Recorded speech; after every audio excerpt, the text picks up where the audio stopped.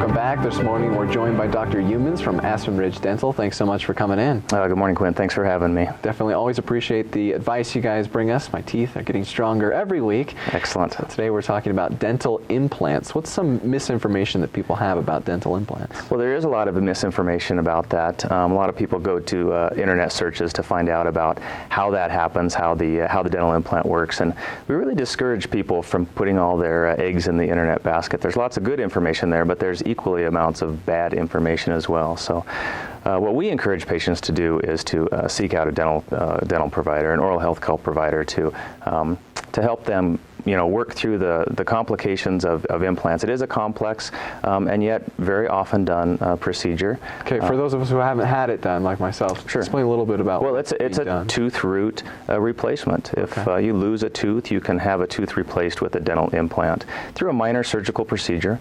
It's very safe.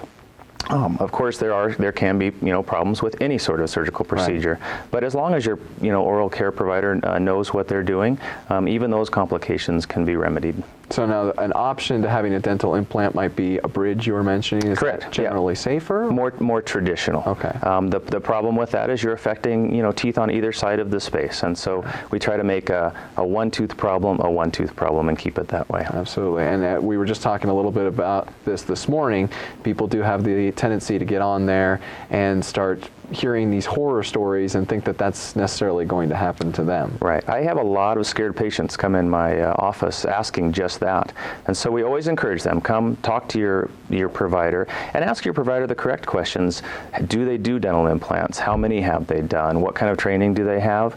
And the most powerful thing is asking for referrals for patients that have had that procedure done in the office, and could they talk with those patients, get the firsthand knowledge of what goes on. Of course, you always want to double check the information. That's something Absolutely. We're briefly talking about, and we hope to get into this a little bit more, sure. Perhaps in a later week. Is a recent report that came out talking about the increased risk for a brain tumor getting x-rays there at the dentist's office. Now, right there in the article, it makes the point of saying this is not something that's supposed to alarm people, make them stop going to the dentist, but of course, you will see alarm, will you not? Absolutely. As providers, we need to see dental x-rays to see disease process. It's a part of what we need.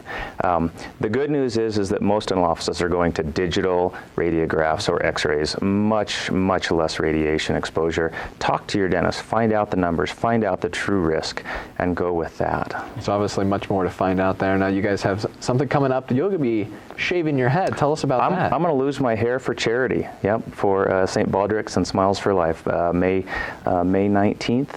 I encourage patients or people anywhere to just come and donate to the cause, and I get to shave my head and face. We'll definitely look forward to having you after the event. I will be here. Well, thanks so much for coming in this morning. Thank you so much.